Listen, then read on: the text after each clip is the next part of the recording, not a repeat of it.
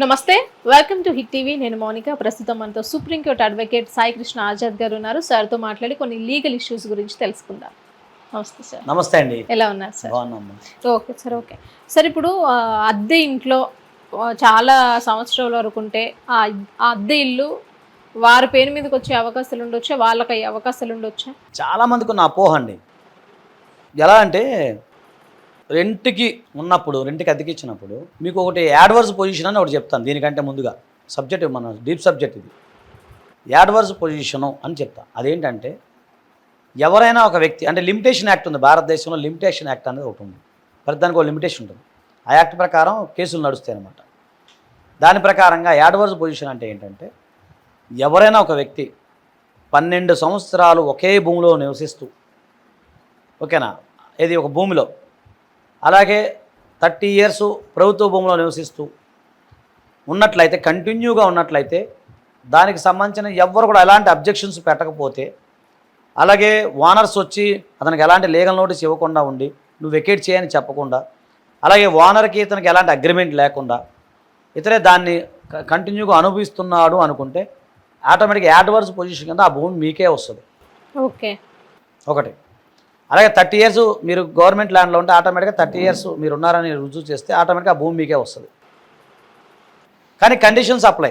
ఇప్పుడు చాలామంది అనుకుంటారా 12 సంవత్సరాలు అంటే ఒకే భూమిలో నివసిస్తే ఇల్లే భూమి మీద అయిపోద్దా, అలా అయితే మీ భూమి మాకు ఇచ్చేస్తారా, మేము కూడా 12 సంవత్సరాలు ఉంటామంట. ఎస్, ఇస్తాను. ఎప్పుడైతే మిమ్మల్ని డిస్టర్బ్ చేయకుండా 12 సంవత్సరాలు వదిలేస్తే అప్పుడు మీకు ప్రాబ్లం అవుతుంది. మీది ఆ భూమి మీకు అవుతుంది.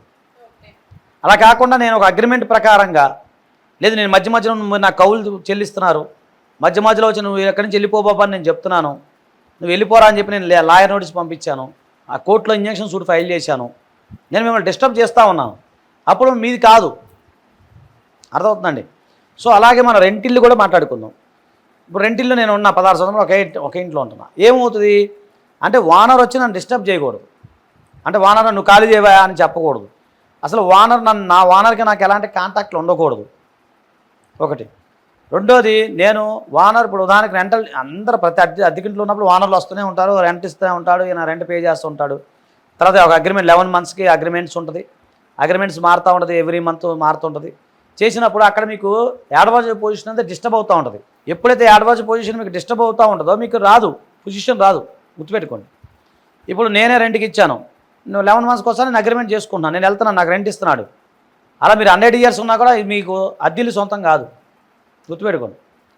లేదు మీరు 12 సంవత్సరాలు ఒకటే ఇంట్లో ఉన్నారా, ఓనర్ ఎవరో తెలియదు, మీకు ఓనర్ మిమ్మల్ని వచ్చి డిస్టర్బ్ చేయట్లేదు, మీరు దానికి సంబంధించిన నల్లా బిల్లు, కరెంటు బిల్లు, నల్లా బిల్లు అంటే మేము వాటర్ బిల్లు అంటాం, అదే ఆ బిల్లు, కరెంటు బిల్లు, లేదా ఆ పొజిషన్కి సంబంధించిన కొన్ని మీ దగ్గర ఏదైనా ఉన్నాయనుకోండి ఎవిడెన్స్, అప్పుడు మీరు సొంతం చేసుకునే అవకాశం ఉండదు. తప్ప మీరు ఓనర్ వచ్చి డబ్బులు అడిగి, నెలల జీతం అడిగి, రెంట్ అడిగి మిమ్మల్ని ఖాళీ చేసామని చెప్పేసి, ఓకేనా, లేకపోతే నేను ఎవరికైనా భూమి కౌలుకి ఇస్తాను, కౌలుకి ఇచ్చినప్పుడు మేము కౌలుదారు అగ్రిమెంట్ రాసుకుంటాము, ఇయర్ మారుతూ ఉంటుంది, నాకు నచ్చినప్పుడు నువ్వు వెళ్ళిపో బాబు అంటాను, వేరే వాళ్ళని నేను ఇచ్చుకుంటాను, అలాంటి భూమి ఎట్లా అవుతుంది?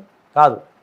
సో 30 years వరకు గవర్నమెంట్ భూములు ఉన్నారు, మధ్యలో గవర్నమెంట్ వాళ్ళు ఎలాంటి మీకు నోటీసులు పంపలేదు, అలాగే ఎలాంటి మిమ్మల్ని డిస్టర్బ్ చేయలేదు పోలీసు వాళ్ళు, గవర్నమెంట్ వాళ్ళు ఎలాగ ఎంఆర్ఓ వచ్చి మిమ్మల్ని డిస్టర్బ్ చేయాలి, ఆటోమేటిక్గా మీరు దాన్ని పొజిషన్ అడగచ్చు, అదవుతుంది. తర్వాత ఇంకొకటి ఏంటంటే దేవుడి మాన్యాలు ఉంటాయి, కొన్ని దేవస్థానం భూములు అంట, వక్ఫ్ భూములు కానీ, తర్వాత ఫారెస్ట్ భూములు కానీ, కొన్ని రిజర్వ్డ్ భూములు ఉంటాయి. అవి మీరు 100 years కాదు 1000 years ఉన్నా అవి మీకు రావు. ఓకేనండి.